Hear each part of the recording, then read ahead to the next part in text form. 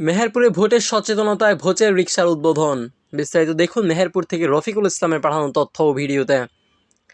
ত্রয়োদশ জাতীয় সংসদ নির্বাচন ও গণভোট সফল করার লক্ষ্যে মেহেরপুরে ভোটারদের সচেতন করতে ভোচের রিকশার আনুষ্ঠানিক উদ্বোধন করা হয়েছে। বুধবার সকাল 10:30টায় মেহেরপুর জেলা প্রশাসকের কার্যালয়ের সামনে ফিতা কেটে এই কর্মসূচির উদ্বোধন করেন জেলা প্রশাসক ও জেলা returning officer doctor Syed Enamul Kabir. উদ্বোধনী বক্তব্যে তিনি বলেন, ত্রয়োদশ জাতীয় সংসদ নির্বাচন ও গণভোটে ভোটারদের স্বতঃস্ফূর্ত অংশগ্রহণ নিশ্চিত করতেই এই উদ্যোগ নেওয়া হয়েছে। ভোটের রিকশার মাধ্যমে সাধারণ মানুষের মধ্যে ভোটাধিকার ও নির্বাচন বিষয়ে সচেতনতা বাড়বে।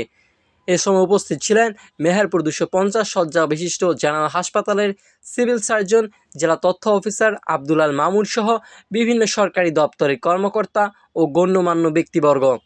ভোচের রিকশা জেলার বিভিন্ন গুরুত্বপূর্ণ সড়ক ও এলাকায় প্রচারণা চালিয়ে ভোটারদের নির্বাচন ও গণভোটে অংশগ্রহণে উদ্বুদ্ধ করবে।